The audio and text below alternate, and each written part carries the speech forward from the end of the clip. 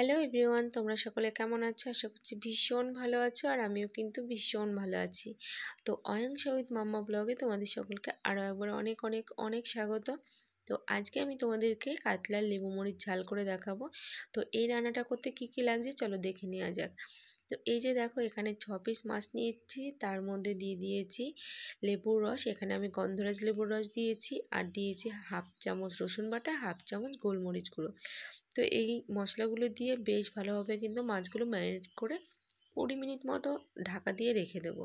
আর এখানে রান্নাটা করতে কী কী লাগছে চলো একবার দেখে নিয়ে যাক। এখানে দেখো, লঙ্কা নিয়েছি, আর নিয়েছি একটা গোটা পেঁয়াজ আর পরিমাণ মতো আদা। আর এখানে একটা গোটা পেঁয়াজ কুচিয়ে রেখে দিয়েছি।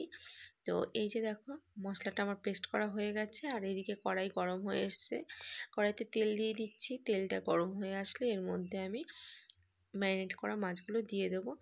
তো এই যে মাছগুলো আমি দিয়ে দিচ্ছি। এবার আমি মাছগুলো একটু ভেজে নেব। এখানে তোমরা চাইলে একটু হালকা করেও ভাজতে পারো, তাতে কোনো অসুবিধা হবে না। আর আমি এখানে একটু মাছগুলো কড়া করেই ভেজে নিচ্ছি। মাছগুলো দেখো এক পাশ হয়ে এসছে, আর এক পাশে আমি উল্টে দিচ্ছি। তো আজকে তোমরা যারা যারা আমার চ্যানেলে প্রথম, তারা কিন্তু প্লিজ আমার চ্যানেলটিকে সাবস্ক্রাইব করে দিও। আর যদি ভিডিওটি ভালো লাগে তার সঙ্গে একটা লাইক, কমেন্ট, শেয়ার করে দিও।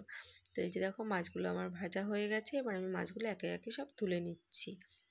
আর এই রান্নাটা করতে মানে কি বলবো, এত অল্প সময় লাগে আর এত টেস্টি হয় রান্নাটা। তোমরা নিজেরা যখন বাড়িতে রান্না করে দেখবে, সবাই দেখবে, খেয়ে বলবে ভীষণ টেস্ট হয়েছে। একটু অন্যরকম স্বাদের, মানে ভীষণ টেস্টফুল হয়। তো এই যে দেখো, বাদবাকি যে তেলটা ছিল তার মধ্যে আমি গোটা গরম মশলা দিয়ে দিয়েছি, আর দিয়ে দিয়েছি পেঁয়াজটা একটু লাল লাল করে ভাজা হলে ওর মধ্যে পেস্ট করা যে মশলাটা ছিল সেই মশলাটা দিয়ে দিয়েছি। আর তার মধ্যে দিয়ে দিয়েছি আমি রসুন বাটা হাফ চামচ মতো। তো যেহেতু রসুনটা আমি আগে একটু দিয়েছি, সেই জন্য এখানে হাফ চামচ দিয়েছি। মশলাটা যখন খুব ভালোভাবে কষানো হয়ে যাবে, তার মধ্যে দিয়ে দিতে হবে দই। 2 চামচ ফ্যাটানো দই দিয়ে দিতে হবে। আর এখানে আমি লবণটা কিন্তু দিয়ে দিয়েছি। এখানে আমি কোনো হলুদ ব্যবহার করব না, কেননা এটা পুরো হলুদ ছাড়াই রান্না। তো এই যে দেখতে পাচ্ছি, আমি কিন্তু হলুদ একদমই দিচ্ছি না। আমি বলবো তোমরাও দিও না, কেননা রান্নাটা মানে এত দুর্দান্ত হয় যে কি বলবো। দেখো, মশলাটা আমার খুব ভালোভাবে কষানো হয়ে গেছে। এরপর আমি এর মধ্যে জল দিয়ে দিলাম। পরিমাণ মতো জল দিয়ে এর মধ্যে এটা আমি কিছুক্ষণের জন্য ঢাকা দিয়ে রাখবো। জলটা যখন ফুটে আসবে তখন আমি এর মধ্যে একে একে সব মাছগুলো দিয়ে দেবো। আর এখানে আমি এক গাদা জল দেবো না, তার কারণ এখানে আমার মশলাটা একটু মানে মাছটা একটু গায়ে মাখা মতো হবে।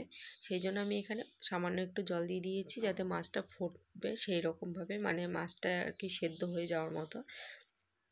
তো এই যে দেখো, আমার কিন্তু রান্নাটা প্রায় শেষের দিকে। আমি হালকা একটু ঢাকনাটা তুলে আমি একটু মাছগুলো দিয়ে দিলাম, আর এই যে নাড়াচাড়া করে দিলাম। আর মাছটা আমার প্রায় হয়ে এসছে। সব শেষে আমি এখানে আবার 1 চামচ গন্ধরাজ লেবুর রস দিয়ে দিচ্ছি, আর দিয়ে দিলাম হাফ চামচ গোলমরিচ গুঁড়ো। তো এই পর্যায়ে দেওয়ার পরে আমি কিন্তু এটাকে গ্যাসটা অফ করে ঢাকা দিয়ে রেখে দেবো। ঢাকা দেওয়ার পরে আমি এটাকে সার্ভ করব। তো এই যে দেখো, আমার কিন্তু রান্নাটা পুরো কমপ্লিট। তো ভিডিওটা তোমাদের কাছে কেমন লাগলো অবশ্যই কমেন্ট করে জানিও। চলো বাই।